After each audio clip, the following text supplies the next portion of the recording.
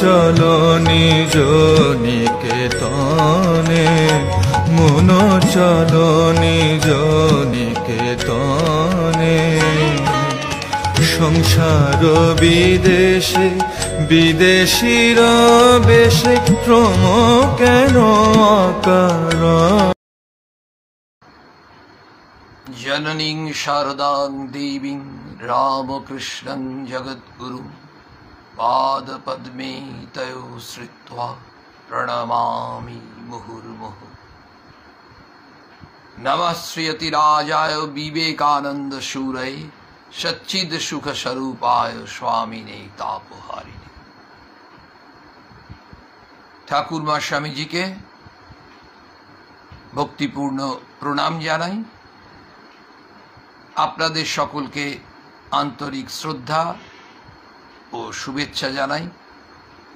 যারা লাইভে থাকবেন, যারা পরে শুনবেন, যারা ইউটিউবে শুনবেন, সকলকেই যথোচিত সম্ভাষণ জানাই।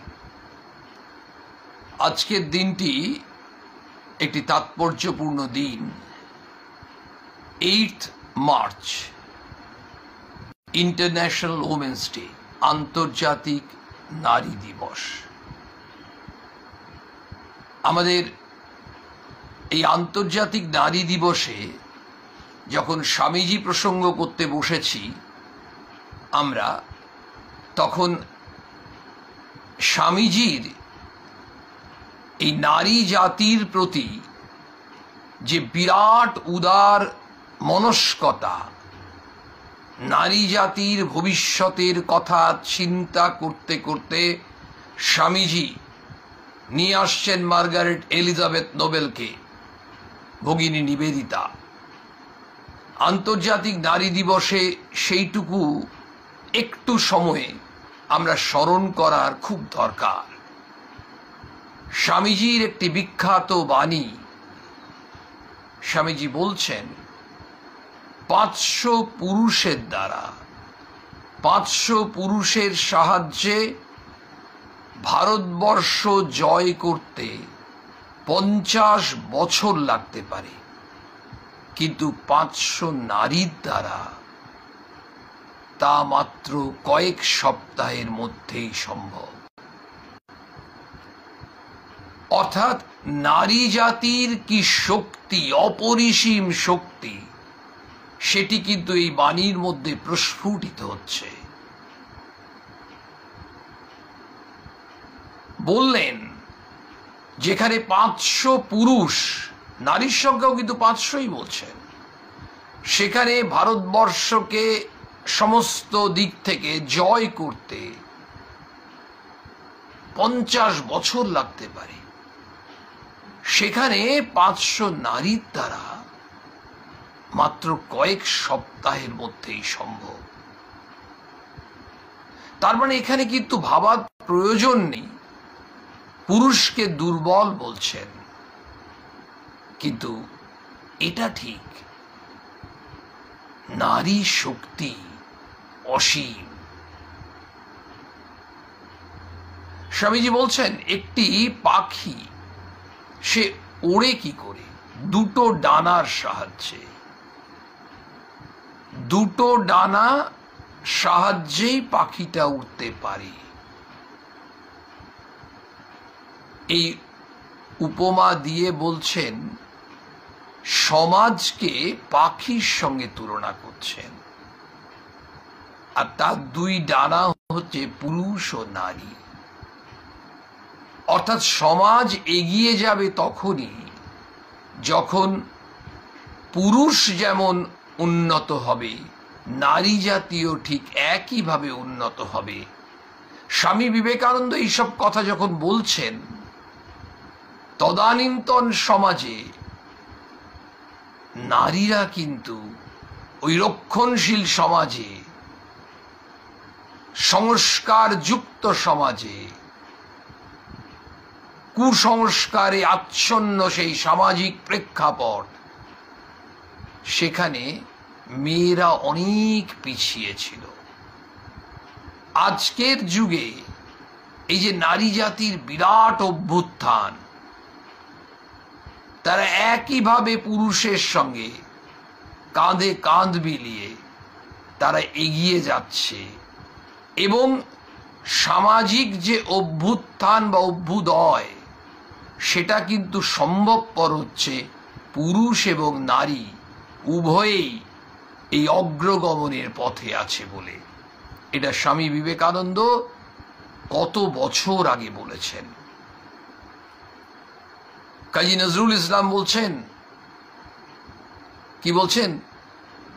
জগতে যা কিছু মহান সৃষ্টি চির কল্যাণকর, অর্ধেক তার করিয়াছে নারী, অর্ধেক তার নর।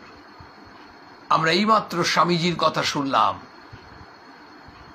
সমাজ এগোতে পারে যদি দুটো ডানা সমানভাবে চলে, পুরুষ এবং নারী। কবি কণ্ঠে শুনলাম, বিশ্বে যা কিছু মহান সৃষ্টি, বিশ্বে যা কিছু মহান সৃষ্টি চির কল্যাণকর, অর্ধেক তার করিয়াছে নারী, অর্ধেক তার নর।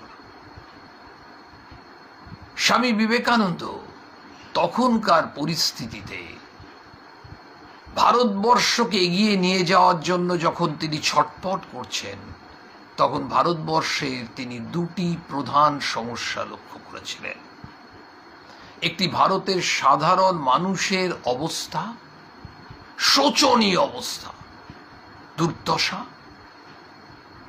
আরেকটি হচ্ছে নারী জাতি, তারা খুব অবহেলিত, তারা শিক্ষার আলো পাচ্ছে না। স্বামীজির কাছেই শুনছি, কি শুনছি?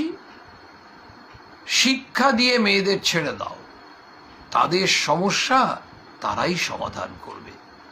সত্যিই তো তাই। আজকে আমাদের সমস্যার সমাধানের মহৌষধ হচ্ছে শিক্ষা। আজকের মেয়েরা কত শিক্ষিতা, কত উচ্চ শিক্ষিতা। আমরা কিন্তু সিটি বা মেগা সিটির কথা বলছি না, প্রত্যন্ত গ্রামেও দেখা যাচ্ছে। একটা সময়ে যা অবস্থা ছিল, এখন বর্তমানে কিন্তু গ্রামাঞ্চলেও মেয়েরা পড়াশোনা করছে, স্কুলে পড়ছে, কলেজে পড়ছে। এমন নয় যে আমি কোন রকমে একটু পড়াশোনা করে মেয়ের বিয়ে দিয়ে দেব। বাবা মারাও তাদের দৃষ্টিভঙ্গি আর উদার করছেন। কিন্তু মা, আমাদের শ্রী শ্রী মা ভগিনী নিবেদিতা বলছেন না, পৃথিবীর মহত্তমা নারী। এই মায়ের কথা বলতে গিয়ে স্বামীজি বলছেন, মা ঠাকুরুনকে আশ্রয় করেই এদেশে গার্গী মৈত্রী জন্মাবে। অর্থাৎ মা সারদা দেবীর আদর্শকে অনুসরণ করলেই নারী জাতির সত্যিকারের মঙ্গল হবে। আজ আন্তর্জাতিক নারী দিবসে মা সারদা দেবী, শ্রী মা, যিনি কার লীলা সঙ্গিনী, স্বামী ঠাকুরের সম্বন্ধে বলছেন, he is the latest and the most perfect. তাহলে মডার্ন অবতার, এই মডার্ন অবতারে লীলা সঙ্গিনী, তিনিও তো মডার্ন, আলট্রা মডার্ন নন, কিন্তু মডার্ন। এবং এই মা সারদা দেবীর দৃষ্টিভঙ্গিতে আমরা দেখছি সর্বক্ষেত্রে আধুনিকতা। এবং এমন নয় ঠাকুর যা বলছেন মা তাই মেনে নিচ্ছেন, তা নয়। মা ঠাকুরকে এত শ্রদ্ধা করছেন, তার কথাকে এত মান্যি করছেন, কিন্তু যেখানে প্রয়োজন সেখানে মা প্রতিবাদ করছেন, আবার ঠাকুর সেটায় খুব আনন্দ পাচ্ছেন। ঠাকুর চাইছেন, কারণ সেখানে মাতৃত্বের জায়গা। মাকে যখন ঠাকুর বললেন, তুমি আজকে যার হাত দিয়ে খাবার পাঠিয়েছ আর কোনোদিন কারো হাত দিয়ে পাঠাবে না, তুমি কথা দাও।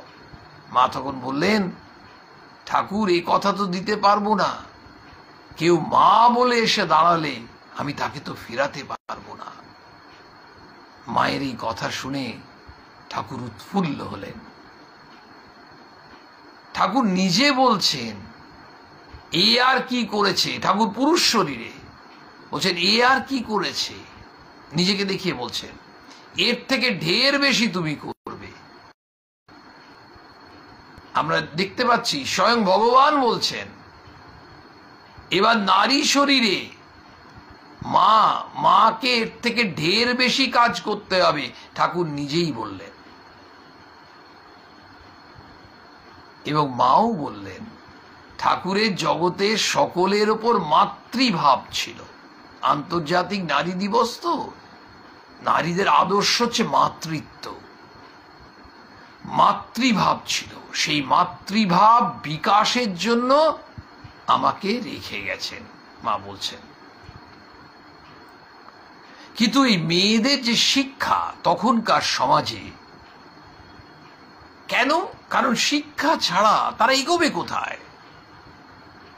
যা কিছু সমস্যার সমাধানের মূলে হচ্ছে শিক্ষা, উদার শিক্ষা, সংস্কার মুক্ত শিক্ষা। শুধু স্কুল কলেজ বিশ্ববিদ্যালয়ের ডিগ্রি নয়, প্রকৃত শিক্ষা। বিশ্বকবি বলছেন নারীকে আপন ভাগ্য জয় করিবার কেন নাহি দিবে অধিকার হে বিধাতা। নারীকে আপন ভাগ্য জয় করিবার, তার নিজের ভাগ্য তাকে জয় করতে হবে, তার অধিকার আছে। তুই সে অধিকার কেড়ে নিও না বিধাতা। নারী জাতির সমস্যার মীমাংসা নারী জাতি করবে। স্বামী বিবেকানন্দ এই কথাই বলেছিলেন। আমরা দেখতে পাচ্ছি কোথায় না কোথায় সব জায়গাতেই কিন্তু একটা সামঞ্জস্য। প্রত্যেকে নিজের নিজের ক্ষেত্রে চিন্তা করছেন। এই যারা চিন্তা করেছেন, গ্রেট মেন থিঙ্ক অ্যালাইক, সবার চিন্তা একটা মিল পাওয়া যাচ্ছে। স্বামীজির একটি চিঠির খুব ছোট্ট অংশ পাঠ করে আমরা যেখানে স্বামী শিষ্য সংবাদ পড়ছিলাম সেই জায়গায় যাব। আজকের দিনে এই জায়গাটা খুব প্রাসঙ্গিক বলে ব্যক্তিগতভাবে আমার মনে হচ্ছে।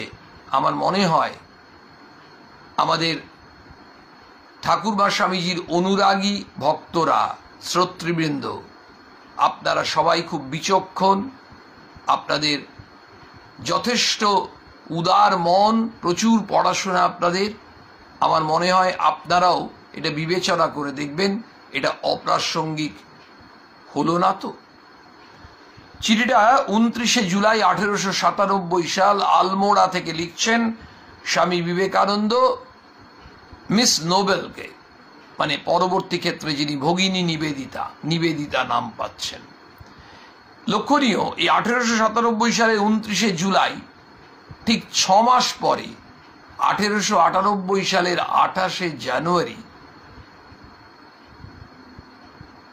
মিস নোবেল তিনি ভারতবর্ষে পদার্পণ করেন। এবং এই চিঠিটি স্বামীজি গ্রিন সিগন্যাল দিচ্ছেন। কিন্তু কেন তাকে ভারতবর্ষে তিনি আসার জন্য আহ্বান জানাচ্ছেন সেইটা আমরা দেখি, তাহলে বুঝতে পারবো আন্তর্জাতিক নারী দিবসে স্বামী বিবেকানন্দ নারীদের জন্য কত চিন্তা করেছেন। অদ্ভুতভাবে আমরা চাই না চাই স্বামীজি অনুদ্যানের দিনটাও এসে গেল 8 মার্চ, এই বিশেষ দিনে। কল্যাণিয়া মিস নোবেল, তোমাকে খোলাখুলি বলছি, এখন আমার দৃঢ় বিশ্বাস হয়েছে যে ভারতের কাজে তোমার এক বিরাট ভবিষ্যৎ রয়েছে। মানে এতদিন ধরে স্বামীজি কিন্তু নিবেদিতাকে বিভিন্নভাবে যাচাই করে নিচ্ছেন, যেমন নিবেদিতা স্বামীজিকে করেছেন বিভিন্ন ক্ষেত্রে। নিবেদিতা আসতে চাইছেন, ভারতবর্ষে সেবা করতে চাইছেন দীর্ঘদিন ধরে, এত অনুরোধ করছেন অনুনয় বিনয়, কিন্তু স্বামীজি সংকেত দিচ্ছেন না, সবুজ সংকেত। তার মানে স্বামীজি যতদিন না বিশ্বাসটা সেই প্রগাঢ় হচ্ছে ততক্ষণ তিনি দেবেন না। কারণ অনেক সময় অনেকে আবেগে আসতে পারেন, আবার ফিরে যেতে পারেন, তাহলে স্বামীজির কাজটাই তো হবে না, স্বামীজির স্বপ্নটাই তো পূরণ হবে না। যখন আমরা আবেগে অনেক সময় কোনো কাজ করি, দেখবেন আমরা রামকৃষ্ণ মিশনের সঙ্গে যুক্ত থেকে অনেক সময় সেবা কাজ করি, কিছু করি, আমরা অনেক সময় আবেগপ্রবণ হয়ে কাজ করি। তাছাড়া আমরা অনেক সময় একটু আধটু আমাদের নাম যশ এসবের জন্যও করি। তখন আমরা কিছুদিন পরে, কয়েক বছর পরে ক্লান্ত হয়ে পড়ি এবং আমরা অনেক সময় এই ভাবটা ঠিকভাবে না নিয়ে কাজে নেমে পড়ি বলেই হঠাৎ করে নেমে পড়লাম, আসলে ভাবটা নিতেই পারলাম না। আগে তো ভাবটা গ্রহণ করতে হবে, হজম করতে হবে, তারপর তো সেই ভাবের প্রয়োগ করা। সেই জন্য নিবেদিতা চাইছেন, মিস নোবেল চাইছেন, কিন্তু স্বামীজি তাকে পরখ করছেন। এইবার বলছেন, তোমাকে খোলাখুলি বলছি, কোন লুকোচুরি নেই, হাইড অ্যান্ড সিক নেই। আমার দৃঢ় বিশ্বাস হয়েছে যে ভারতের কাজে তোমার এক বিরাট ভবিষ্যৎ রয়েছে। ভারতের কাজ করতে হবে তোমাকে। ওই যে ভবিষ্যৎ ভারতের কি হবেন? সেবিকা, জননী, গুরু। তিনি সেবা করবেন একেবারে মা হয়ে। নিবেদিতা তো মায়ের রূপ নিয়ে কাজ করেছেন। এই যে আমরা বলছি মা তখনকার দিনে ওই সমাজের শ্রীমা, অথচ মা নিজে স্কুলে পড়ছেন না, কিন্তু নিজে প্রত্যেকটি মেয়েকে বলছেন ওই নিবেদিতা স্কুলে দিয়ে দাও, পড়াশোনা করুক, লেখাপড়া শিখুক। নিজে ওই স্কুলের উদ্বোধন করছেন 13ই নভেম্বর 1898 সালে। লক্ষ্য করতে হবে কিন্তু, অদ্ভুত। বলছেন ভারতের জন্য, বিশেষত ভারতের নারী সমাজের জন্য, আজকে আন্তর্জাতিক নারী দিবস, স্বামীজির দৃষ্টিভঙ্গি দেখব। বলছেন ভারতের জন্য, বিশেষত ভারতের নারী সমাজের জন্য। স্বামীজির কি উদ্বেগ, কি দুশ্চিন্তা নারী সমাজের জন্য। কারণ তখন তো পুরুষরা সুযোগ পেত। নারীরা যদি অবহেলিত হয়ে পড়ে থাকে, সমাজ এগোবে কি করে? আজকে আমরা বুঝতে পারছি না। যতক্ষণ না পুরুষ এবং নারী হাতে হাত মিলিয়ে, কাঁধে কাঁধ মিলিয়ে এগোচ্ছে, সমাজের অভ্যুত্থান সম্ভব নয়। কিন্তু তখন তো সংস্কার, কুসংস্কারে আচ্ছন্ন। ম্লেচ্ছ নিবেদিতা, লক্ষ্য করতে হবে, সেই ম্লেচ্ছ নিবেদিতাকে মা চিবুক ধরে আদর করছেন। বলছেন পশ্চিমের ফুল নরেন এনেছে এদেশে, পুজোয় লাগবে। ফুল পুজোয় লাগে না? সত্যিই তাই। ওই দেশ থেকে ওই ফুলটি এসেছিলেন, ফুলটিকে চয়ন করে নিয়ে এসেছিলেন ওই জুহুরি স্বামী বিবেকানন্দ। পুজোয় লাগলো না? ভারত মাতার পুজোতে লাগলো তো। ওই ফুল আত্ম বলিদান করলেন। ওই ভারত মাতার ওই বেদির চরণ তলে নিবেদন করলেন যাকে, যাকে অবশ্য গর্ভে থাকা অবস্থাতেই মিস নোবেলের মা নিবেদন করেছিলেন। স্বামী বিবেকানন্দ তাকে বাস্তবে নিবেদন করলেন ভারত মাতার সেবায়, নাম রাখলেন নিবেদিতা। তাকে লিখছেন বিশেষত ভারতের নারী সমাজের জন্য পুরুষের চেয়ে নারীর একজন প্রকৃত সিংহীর প্রয়োজন। স্বামী বিবেকানন্দ কত লিবারেল শুধু নয়, প্রত্যেকটি বিষয়ে তার চিন্তা এবং দৃষ্টিভঙ্গি কত বৈজ্ঞানিক, কত বিজ্ঞানসম্মত, কত আধুনিক। আজকে আমরা হলে বলবো মেয়েদের সমস্যা, তুমি কেন নাক গলাতে এসছো? পুরুষ যদি নাক গলাতে আসে, বলবে নিজের চরকায় তেল দাও, আমাদের মেয়েদের সমস্যা আমরা নিজেরা সমাধান করব। অথবা কোনো একজন মেয়েকে পাঠাও, কারণ মেয়েদের সমস্যা মেয়েরা ভালো বুঝবে, পুরুষদের সমস্যা একজন পুরুষ ভালো বুঝবে। সেই জন্য স্বামীজি চিন্তা করছেন, বলছেন ভারতের নারী সমাজের জন্য পুরুষের চেয়ে নারীর একজন প্রকৃত সিংহীর প্রয়োজন। তাহলে নারী সমাজের জন্য পুরুষ দিয়ে পারপাস সার্ভ করবে না, একজন নারীকে দরকার এবং প্রকৃত সিংহী দরকার। কেন সিংহী দরকার? কারণ সিংহীর মধ্যে যে অসীম সাহস থাকবে, শক্তি থাকবে, একজন দুর্বল চেতা মানুষের মধ্যে সেই শক্তি থাকে না। সেবা করতে গেলে তার মধ্যে সাহস থাকতে হবে, শক্তি থাকতে হবে, সেই মনস্কতা থাকতে হবে, সংগ্রাম করার মনস্কতা। বলছেন ভারতবর্ষ এখনো মহীয়সী মহিলার জন্মদান করতে পারছে না, তাই অন্য জাতি থেকে তাকে ধার করতে হবে। এই যে আমরা এইটুকুই আজকে ওই চিঠিটা থেকে পড়লাম এই জন্যই যে ভারতের নারী সমাজের জন্য পুরুষের চেয়ে নারীর একজন প্রকৃত সিংহীর প্রয়োজন।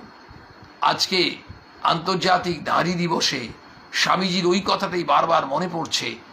ওই যে বলছেন মা ঠাকুরুন মায়ের আদর্শকে অনুসরণ করে আজকের মেয়েরা, আজকের নারী সমাজ যত এগোবে তত মঙ্গল, তত কল্যাণ। কারণ এই আদর্শ অদ্ভুতভাবে একটি নারীর জীবনকে একটা এত উচ্চ স্তরে পৌঁছে দেবে, আনন্দ শান্তি স্বতঃস্ফূর্তভাবে উৎসারিত হবে। প্রয়োজন একটি আদর্শ, সেই আদর্শ হচ্ছে আমাদের মায়ের আদর্শ।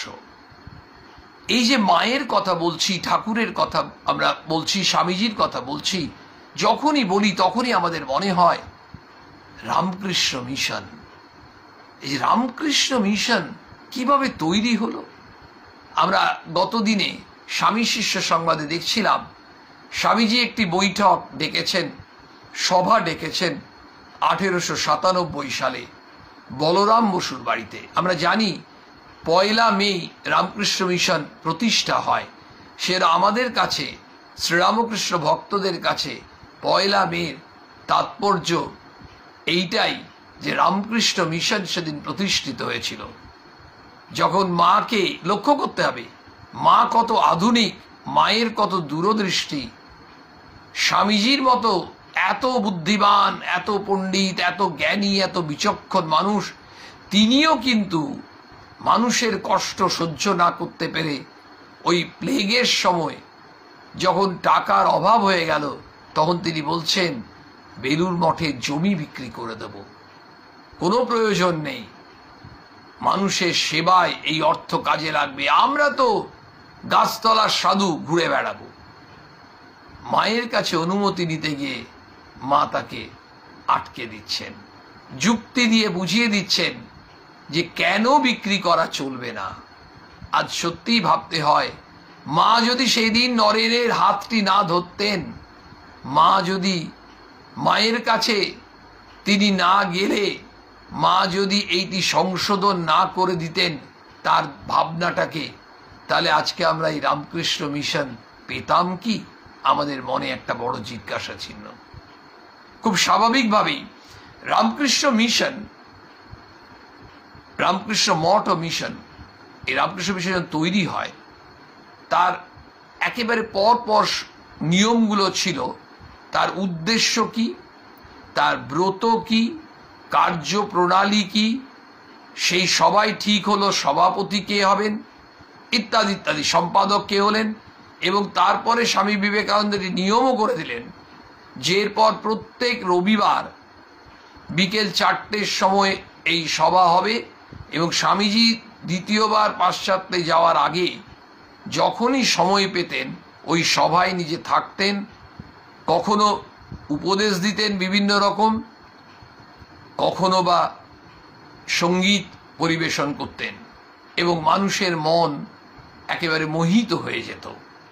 আমরা যেখানে পাঠ করেছিলাম সেই জায়গাটা থেকে আমরা যেখান পর্যন্ত করেছিলাম শেষ জায়গাটা আমাদের আজকে আরেকবার শোনার প্রয়োজন আছে, কারণ এটাই আমাদের লিঙ্কটা ধরিয়ে দেবে, সূত্রটা। আমরা যার নামে সন্ন্যাসী হয়েছি, স্বামীজি বলতে শুরু করেছেন, যার নামে সন্ন্যাসী হয়েছি শ্রীরামকৃষ্ণ, আপনারা ওই গৃহী ভক্তদেরকে বলছেন, আপনারা যাকে জীবনের আদর্শ করে সংসার আশ্রমে কার্যক্ষেত্রে রয়েছেন, গৃহী ভক্তরা রামদত্ত, গিরিশবাবু ইত্যাদি মাস্টারমশাই যারা আছেন, এরা প্রত্যেকে বলছে আপনারা সংসার আশ্রমেই আছেন। তার মানে আমরা গৃহী মানুষরাও আশ্রমে আছি, সংসার আশ্রম। কাজ করছি আমরা, কিন্তু আমরা কাজ করব, নিশ্চয়ই কাজ করব। কাজ ছাড়া আমরা বাঁচবো কি করে? কাজ তো করতেই হবে। স্বামীজির বিরাট কর্মযোগ, শুধু কাজ কি, কর্মযোগ। আমরা গীতায় শুনছি কর্মণ্যে বাধিকারস্তে মা ফলেষু কদাচন। কাজ করো, কাজ করো, ফলের আশা করো না। মা বলছেন কাজই লক্ষ্মী। তাহলে এই যে কাজ করতে হবে সংসার আশ্রমে, কিন্তু কাজ করার সঙ্গে সঙ্গে আমাদের ওই প্রবীণ মানুষরা দেখবেন রাস্তায় যখন হাঁটতে বেরোন, ৮০, ৮২, ৮৬ বছরের মানুষরা, পুরুষ হন নারী হন, তারা রাস্তায় বেরোনোর সময় অনেকেই আমরা রাস্তায় দেখতে পাই তারা একটি লাঠি নিয়ে বেরোন। কারণ তাদের ওই লাঠিটা কিসের কাজ করে? সেভিয়ারের কাজ করে। তারা কারোর সঙ্গে মারামারি যুদ্ধ করবেন না, কিন্তু বার্ধক্যজনিত যে অসুবিধা, দৌর্বল্য, একটি মানুষ হয়তো রাস্তায় পড়ে যেতে পারেন, ওই লাঠিটা থাকলে কোনো রকমের সামলে নেবেন। ওইটাই হচ্ছে সাপোর্ট করছে।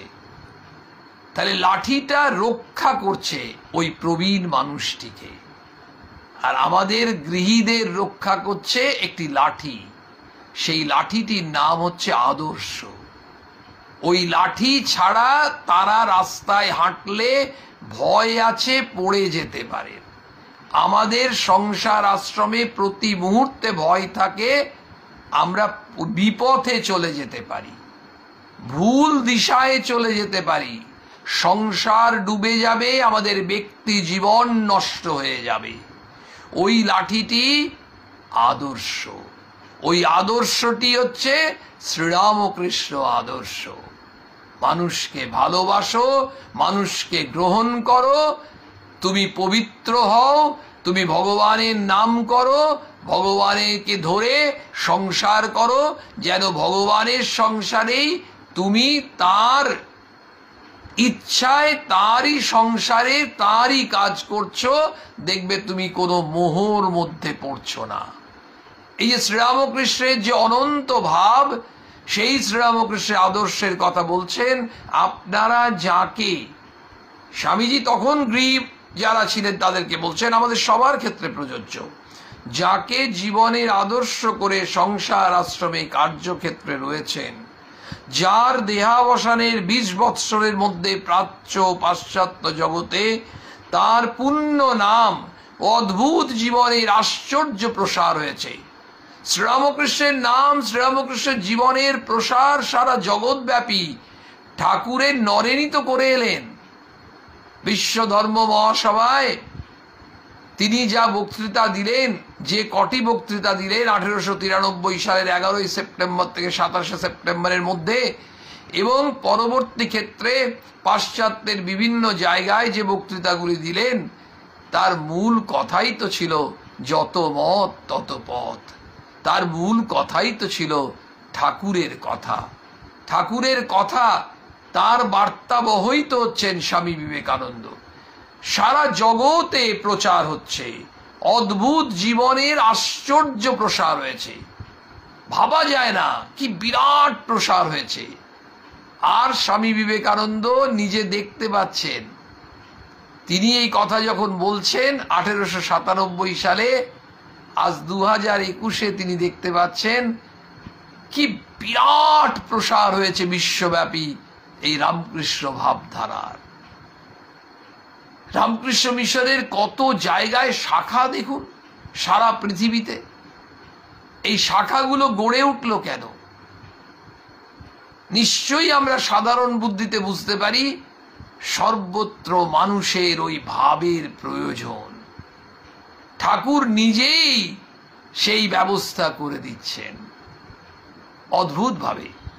এবং স্বামী বিবেকানন্দেরই কথা, তিনিই তো তার শিষ্যকে বলেছিলেন, কালে কালে পৃথিবীকে ঠাকুরের এই উদার ভাব নিতে হবে, এই প্রবল বন্যা মুখে সকলকে ভেসে যেতে হবে। আসুক না, আগামী দিন আসুক। এই লিবারেল ভাব, শ্রীরামকৃষ্ণ ভাবধারার একটা বিরাট দর্শন হচ্ছে। এই ভাবে কোথাও সংকীর্ণতা নেই, কি উদার ভাবনা! আমরা কোন ভাব নিতে পারি না? যেখানে শর্ত থাকে, যেখানে গোড়ামি থাকে, সেখানে এক্স নিতে পারবে তো ওয়াই পারবে না। শ্রীরামকৃষ্ণ ভাব হচ্ছে একেবারে সবাইকে আলিঙ্গন করে নিচ্ছেন। এই ভাব বলছেন জীবনের আশ্চর্য প্রসার রয়েছে, এই সংঘ তারই নামে প্রতিষ্ঠিত হবে। স্বামী বিবেকানন্দ একেবারে স্ট্রেট ওয়ে বলে দিলেন সবাইকে ডেকে। এই যে তার আগে বলেছেন, আমরা আগের দিন শুনেছি যে সংঘ ছাড়া কোনো বড় কাজ হতে পারে না। তিনি তার অভিজ্ঞতা থেকে তিনি এটা উপলব্ধি করেছেন, অভিজ্ঞতা অর্জন করলেন কোথায়? পাশ্চাত্যে। বলছেন সংঘ ছাড়া কোনো বড় কাজ হতে পারে না। আমরা একা দুজন পারবো না, কিন্তু সংঘ হলে সঙ্গের নাম দরকার। তো কার নামে হবে? এই যে ঠাকুরের নামে হবে, সেই ঠাকুরের সম্বন্ধে বলতে গিয়ে বললেন প্রথম, যার নামে আমরা সন্ন্যাসী হয়েছি, স্বামীজি এবং তার গুরু ভাইরা। গৃহীরা তাকে আদর্শ করে জীবনের আদর্শ করেছেন। কাকে? শ্রীরামকৃষ্ণকে নিয়ে সংসার আশ্রমে কাজ করছেন। যার এই ভাব আশ্চর্যভাবে প্রসারিত হয়েছে, চারিদিকে প্রচার হচ্ছে তার এই পুণ্য নাম, তার এই অদ্ভুত জীবন। সত্যি অদ্ভুত জীবন। শ্রীরামকৃষ্ণের জীবন অদ্ভুত জীবন। এই অদ্ভুত কথাটা ব্যবহার করলেন কিন্তু স্বামী বিবেকানন্দ, আমি আপনি নই। বলছেন এই সংঘ তারই নামে প্রতিষ্ঠিত হবে। আমরা প্রভুর দাস, আপনারা এই কার্যে সহায় হন। আমরা প্রভুর দাস, আর কিচ্ছু নয়। স্বামী বিভিন্ন চিঠিতে তাই লিখছেন। স্বামীজি অনুরোধ করছেন সবাইকে, এই যে বিরাট কাজ হবে, সংঘ হবে, এই কাজে আপনারা সবাই সাহায্য করুন। আচ্ছা, একজন প্রস্তাব দেন, তারপর সেই প্রস্তাব সমর্থন হয় মিটিংয়ে। একটা প্রপোজাল আসে, একজন সেকেন্ড করে, তারপর ওটা পাস হয়ে যায়। আমরা দেখেছি যে কোনো মিটিংয়ে, আমরা অনেকেই কোনো না কোনো সভায় থেকেছি। এগুলো হচ্ছে সভার প্রোটোকল, সিস্টেম, রুল।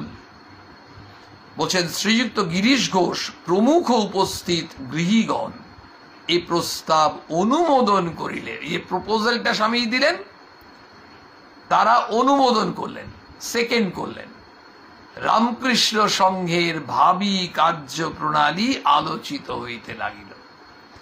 আমরা এতক্ষণ শুনেছিলাম সংঘ, এরপর সংঘটা কার নামে হবে সেটা শুনলাম। আমরা পরিষ্কার বুঝতে পারলাম যে শ্রীরামকৃষ্ণের নামে হবে। স্বামীজি তাই বলে দিলেন, স্বামীজি প্রস্তাব দিলেন, সবাই পাস করে দিল। তারপরে আমরা দেখছি এই গ্রন্থে পাচ্ছি রামকৃষ্ণ সংঘে, একদম হয়ে গেল রামকৃষ্ণ সংঘ। সেই রামকৃষ্ণ সংঘ, রামকৃষ্ণ মঠ, মিশন, আমরা যাই পাচ্ছি আজকে, যার সঙ্গে আমরা সবাই যুক্ত, রামকৃষ্ণ ভাবের সঙ্গে যুক্ত মানেই তো আমরা মিশন মঠের সঙ্গে যুক্ত। রামকৃষ্ণ সংঘ মানে কি? রামকৃষ্ণ সংঘ তো রামকৃষ্ণ ভাবধারাকে নিয়েই কাজ করছে, আমরাও যুক্ত। আমরাও তো সেই ভাবধারা নিয়েই সংসার আশ্রমে কাজ করছি। বলছেন ভাবী কার্যপ্রণালী আলোচিত হইতে লাগলে, এবার ভবিষ্যতে কি কাজ, মানে কিভাবে কাজ চলবে সেগুলো। সংঘের নাম রাখা হইল রামকৃষ্ণ প্রচার বা রামকৃষ্ণ মিশন।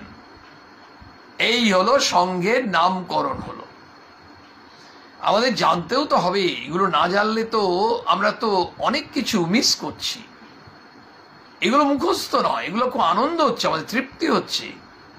আচ্ছা, রামকৃষ্ণ সংঘ এইভাবে প্রতিষ্ঠিত হলো। অনেকে অবশ্য যারা আপনারা আছেন তারা অনেকেই ভাবতে পারেন আমরা এগুলো জানি। আসলে আমি কিন্তু ব্যক্তিগতভাবে কাউকে বলছি না, আপনারা জানেন। আমি বিনম্রভাবে এটা বলতে চাইছি, আমরা অনেকেই হয়তো জানি না, কিন্তু জানার সুযোগ করে দিচ্ছে অন্ডাল বিবেকানন্দ ভাব প্রচার সোসাইটি। এই যে ফেসবুক লাইভে যে প্রোগ্রামটি হচ্ছে বলেই কিন্তু সুযোগটা করে দিচ্ছে কি করে? আমরা প্রভুর দাস, প্রভুর কৃপায় সুযোগটি হচ্ছে, প্রভুর অহেতুকী কৃপায়, ঠাকুরের অহেতুকী কৃপায়। ঠাকুরবা স্বামীজি অপার করুণা করছেন, তাই এই সুযোগ আমরা পাচ্ছি। এই প্রসঙ্গ করে আমরা নিজেরা সমৃদ্ধ হচ্ছি। আর মানুষের ঘরে ঘরে পৌঁছে যাক ঠাকুরমা স্বামীজির কথা। সেই জন্যই এই ব্যবস্থা, ইউটিউবে ব্যবস্থা। আপনারা সবাই মানুষকে সেবা করছেন, এই প্রসঙ্গগুলো আরেকজনের কাছে দিচ্ছেন, তিনি আরেকজনের কাছে। এইভাবে কত মানুষের ঘরে ঘরে আমাদের অশান্তি দূর হয়ে যাচ্ছে। আমরা সিদ্ধান্ত নিতে পারছি না, আমরা এই প্রসঙ্গ শুনে সিদ্ধান্ত নিতে শিখছি। তাহলে সংঘের নাম কি হলো? রামকৃষ্ণ প্রচার বা রামকৃষ্ণ মিশন। উহার উদ্দেশ্য প্রভৃতি আমরা উহার মুদ্রিত বিজ্ঞাপন হইতে উদ্ধৃত করিলাম। এবার তার জন্য যে মুদ্রিত বিজ্ঞাপন প্রিন্টেড যেটা ছিল সেখান থেকে উল্লেখ করা হচ্ছে, উদ্ধৃত করা হচ্ছে। কি কি? 1 উদ্দেশ্য, 2 ব্রত, 3 কার্যপ্রণালী, 4 ভারতবর্ষীয় কার্য, 5 বিদেশীয় কার্য বিভাগ। তাহলে প্রথম আমরা শুনবো উদ্দেশ্য। এই যে রামকৃষ্ণ প্রচার বা রামকৃষ্ণ মিশন হলো, তার অবজেক্টিভটা কি, তার পারপাস কি। আমরা যা কিছু করি আমরা উদ্দেশ্য তো একটা জানার চেষ্টা করব। আমরা টাকা সংগ্রহ করছি, কালেকশন করছি, কেন টাকা দেবো। কথা হলো যে এই অতিবারী অবস্থায় একটি গ্রামে অনেক মানুষ কাজ হারিয়েছে, তারা বেকার বসে আছে, তাদেরকে একটু মানিটারি সাপোর্ট দিয়ে হয়তো তাদের সংসারগুলো চালাতে সাহায্য করব। একটা উদ্দেশ্য বুঝলে তখন XYZ তারা টাকা দিতেও পারে, নাও দিতে পারে। উদ্দেশ্যটা জানতে চাইবেন। রামকৃষ্ণ মিশনের উদ্দেশ্য মানবের হিতার্থ, মানুষের কল্যাণ। রামকৃষ্ণ মিশন মানেই হচ্ছে মানুষের কল্যাণ। শ্রী শ্রী রামকৃষ্ণ যে সকল তত্ত্ব ব্যাখ্যা করিয়াছেন এবং কার্যে তাহার জীবনে প্রতিপাদিত হইয়াছে তাহার প্রচার। তাহলে ঠাকুর মানুষের কল্যাণে অনেক কিছু বলেছেন। আমরা সাধারণত বুধবারে শ্রী শ্রী রামকৃষ্ণ কথামৃত পাঠ করি, যেমন আগামী পরশু বুধবারও রয়েছে। আপনারা যারা শোনেন নিয়মিত, আপনারা দেখেন একটা জিনিস আমরা ঠাকুরের কাছে শুনতে পাই, ঠাকুরের যে তত্ত্বগুলো, মানুষের কল্যাণে যে সকল তত্ত্ব ঠাকুর ব্যাখ্যা করেছেন এবং কাজে তার জীবনে সেগুলো রিফ্লেক্টেড হয়েছে। শুধু ব্যাখ্যা করেছেন না, তিনি একেবারে দেখিয়ে দিয়ে গেছেন। তার প্রচার, এইটা হচ্ছে রামকৃষ্ণ মিশনের একটা উদ্দেশ্য। সেইটাকে তো প্রচার করতে হবে। না প্রচার করলে ঠাকুর যে কথাগুলো বলে দিয়ে গেলেন সেগুলো মানুষের কল্যাণে, এবার মানুষকে তো যুগে যুগে মানুষ আসবে, তা জানতে হবে তো। না হলে যদি একটা সঙ্গ না থাকে তাহলে প্রচারটা হবে কি করে? দেখুন স্বামীজি কিন্তু দূরদৃষ্টি, ঋষির নয়ন, সেটা মিথ্যে দেখবে না। তিনি লক্ষ্য করছেন যে আমার একটা সঙ্গ আমাদের প্রয়োজন, বলছে তাহার প্রচার এবং মানুষের দৈহিক, মানসিক ও পারমার্থিক উন্নতি কল্পে যাহাতে সেই সকল তত্ত্ব প্রযুক্ত হইতে পারে তদ বিষয়ে সাহায্য করা এই প্রচারের মিশনের উদ্দেশ্য। প্রচার মানে মিশন বলছেন। তাহলে মিশনের উদ্দেশ্য কি কি? আংশিকভাবে প্রথমে এটা শুনলাম। দ্বিতীয় কি? মানুষের, আমরা সবাই সাধারণ মানুষ, আমরা যত আছি প্রত্যেকে, ধনী দরিদ্র, শিক্ষিত অশিক্ষিত, গ্রাম্য শৌরে, হিন্দু মুসলমান, ব্রাহ্মণ চণ্ডাল, সবাই ছোট বড় প্রত্যেকে দৈহিক, মানসিক ও পারমার্থিক উন্নতি কল্পে। দেখুন আমাদের উন্নতি চাই, আমাদের শরীর ভালো রাখতে হবে, দেহ ভালো রাখতে হবে। শরীর ভালো না থাকলে শরীরের সঙ্গে মনের একটা বিরাট সম্পর্ক। শরীর আর মন তো সম্পর্কিত। দেখবেন আমাদের শরীর ভালো থাকলে মনটাও কেন বেশ ফুরফুরে থাকে, শরীর খারাপ থাকলে, অসুস্থ থাকলে মনটাও কেমন বিষণ্ণ থাকে। ফলে দৈহিক উন্নতি দরকার। ওই যে আমরা প্রার্থনা করি, কায় মন বাক্যে পবিত্র করো। কায় শরীর, মন পবিত্র, আমাদের কথা যা উচ্চারণ করব, যা বলবো, সেটা যেন শুদ্ধ হয়, পবিত্র হয়। বলছেন মানুষের দৈহিক 1, 2 মানসিক।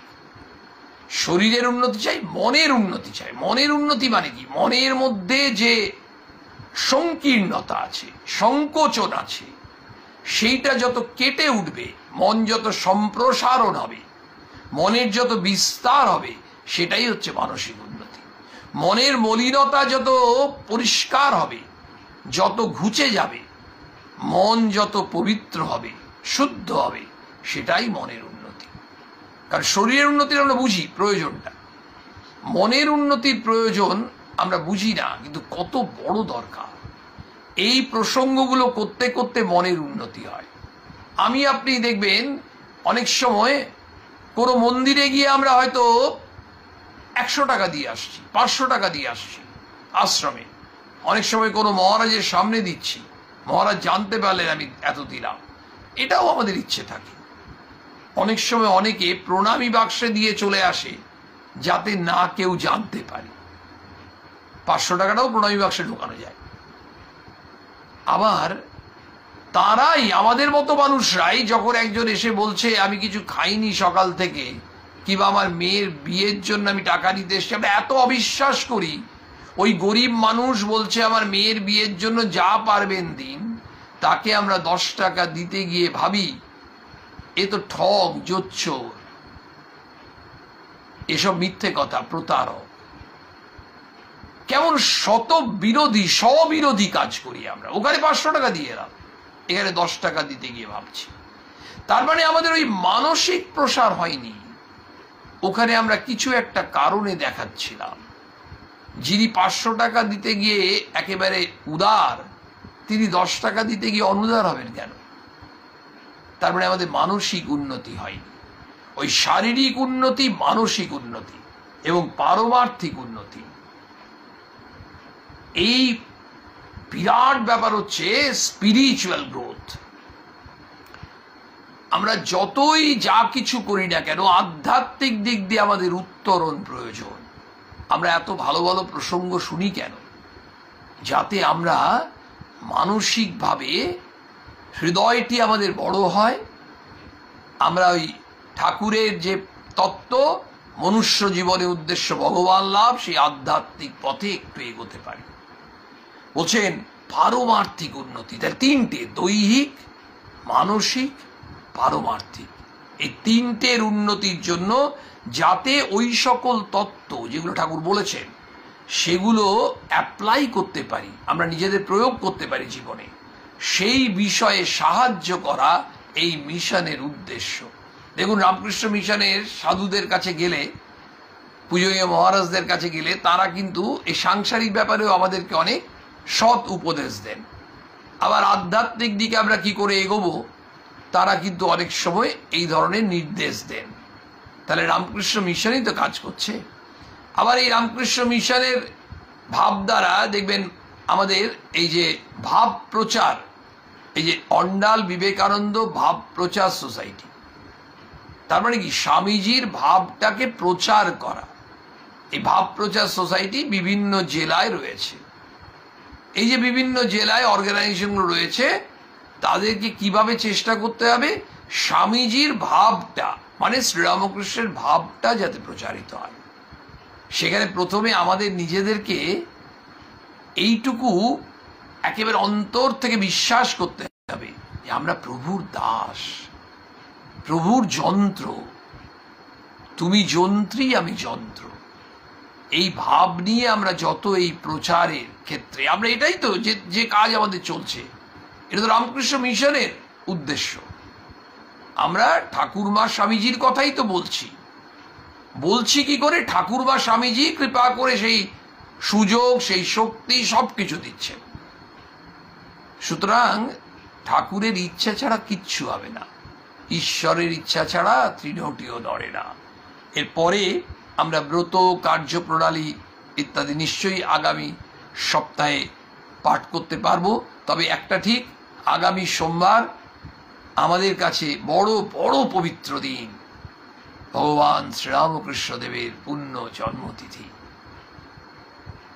এর মধ্যে বুধবারে শ্রী শ্রী রামকৃষ্ণ কথামৃত পাঠ আছে। আপনাদের সকলকে শ্রদ্ধা জানিয়ে আজকের নিবেদন শেষ করছি।